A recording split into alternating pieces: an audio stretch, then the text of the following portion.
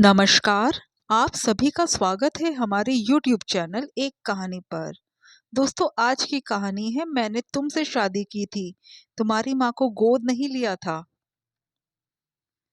तुम्हें तो मेरे माता पिता की सेवा के लिए लाया गया है, उससे ज्यादा तुम्हारा मेरा कोई रिश्ता नहीं। सुदेश के ये शब्द अभी भी मालिनी के कानों में गूंज रहे थे। ऐसे लग रहा था कि ये शब्द उसके खिलाफ साजिश कर रहे हो, बार बार उसके दिमाग में घूम घूम कर उसे हथौड़े मार रहे हो। सिर दर्द से फटा जा रहा था और आंखें रो रो कर लाल हो चुकी थी। पर उसकी पड़ी किसे थी? सब अपने अपने काम में व्यस्त थे। जेठानी, जेठ, ननद, नंदोई सब अपने अपने घर जाने की तैयारी कर रहे थे।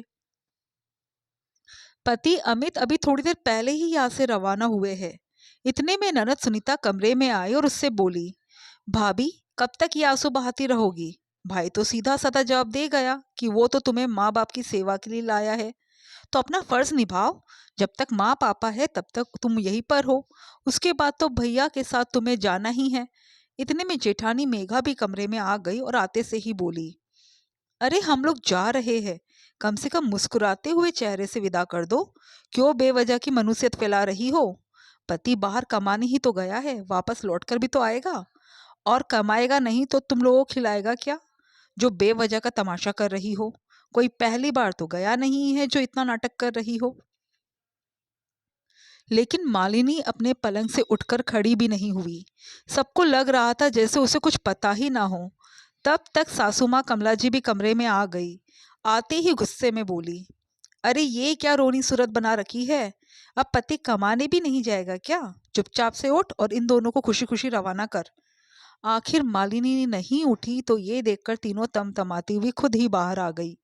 ननद और जेठानी तो अपना अपना सामान उठाकर अपने अपने पतियों की गाड़ियों में जाकर बैठ गई।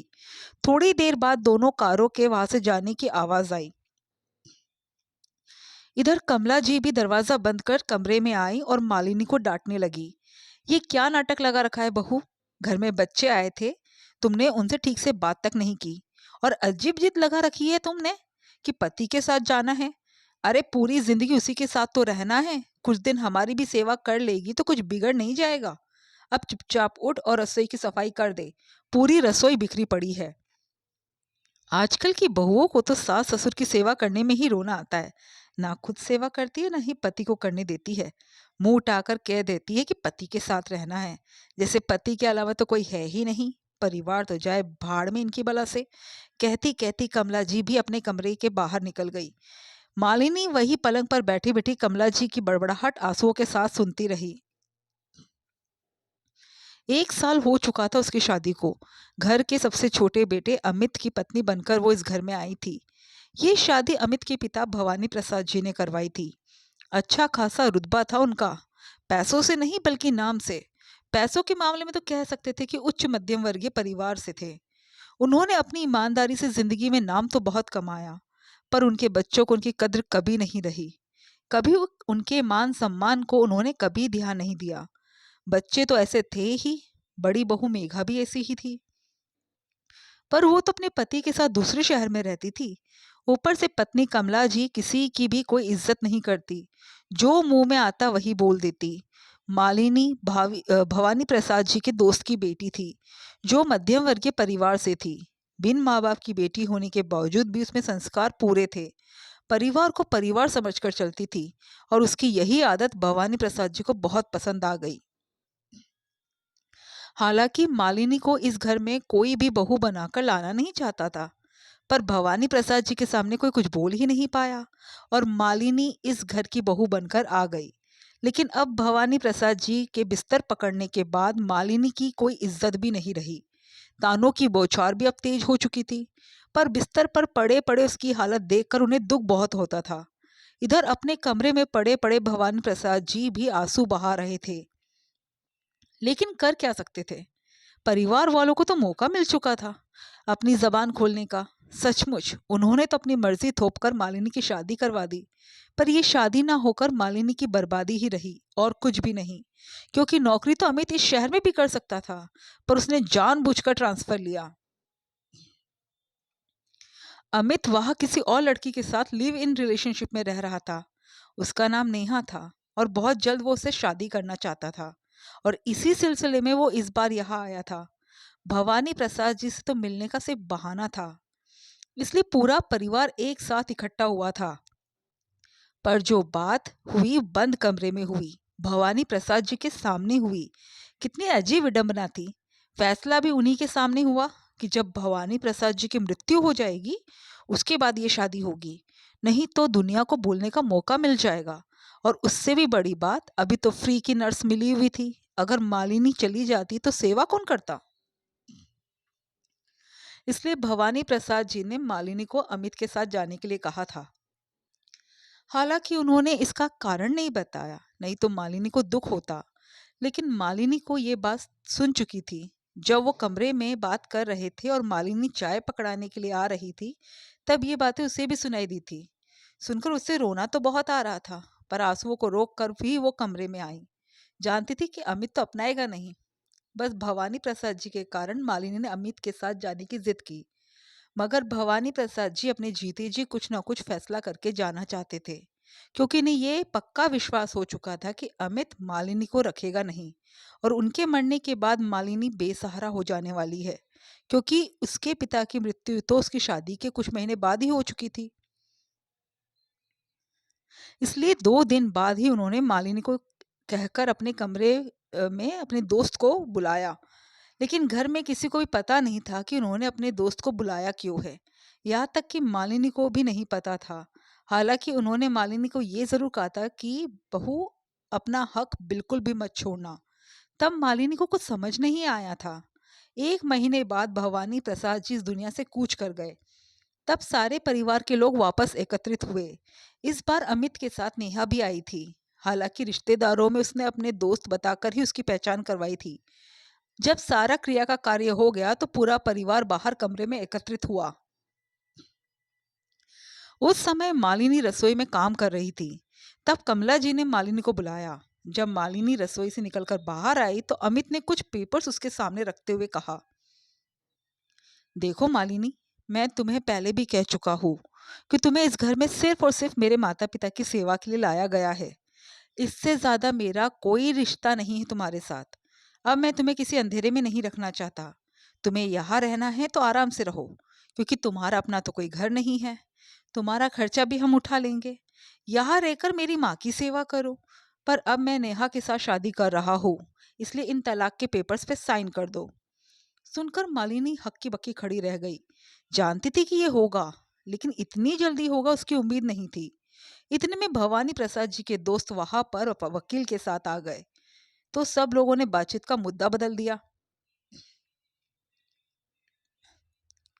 वहां बैठते ही उसने कुछ पेपर्स निकाले और वकील को देते हुए बोले, ये वसीयत भवानी प्रसाद जी ने बनवाई थी अभी 1 महीने पहले।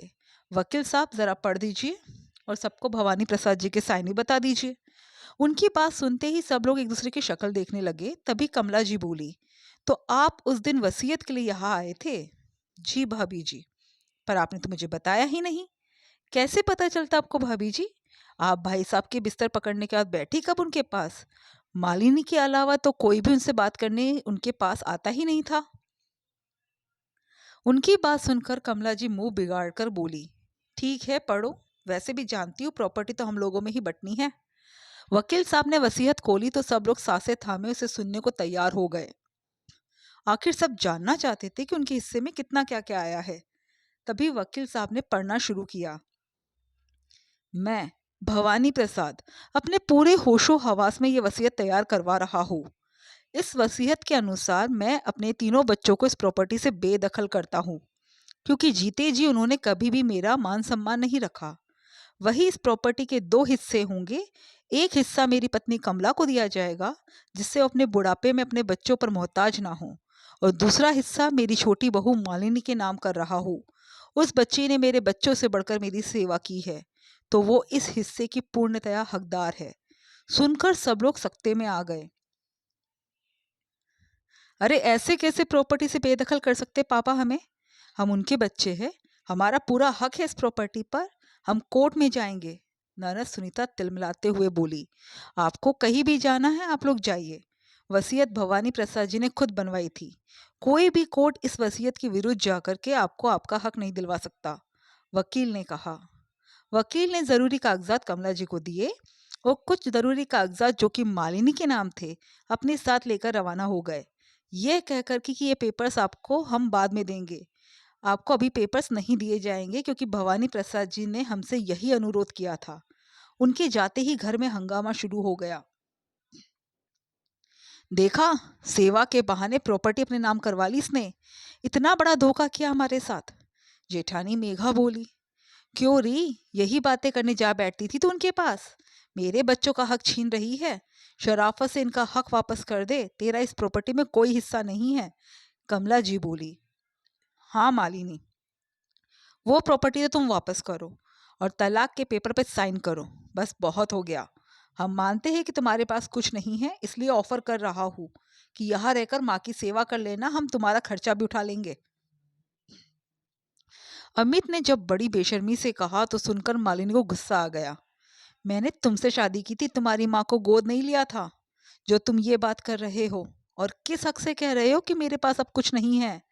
मेरे पास इस प्रॉपर्टी का आधा हिस्सा मौजूद है। पापा जी ने कहा भी था कि अपना हक बिल्कुल मत छोड़ना, तो उसे तो मैं बिल्कुल नहीं छोड़ूंगी। मैं अपना भला बुरा खुद देख लूंगी। अच्छा, तो तू यहाँ से मेरे बच्चों का हक लेकर जाना चाहती है? ऐसा तो मैं होने नहीं दूंगी, कमला जी बीच में बोली। क्यों माँ जी, बिन सेवा के मेवा चाहिए आपके बच्चों को?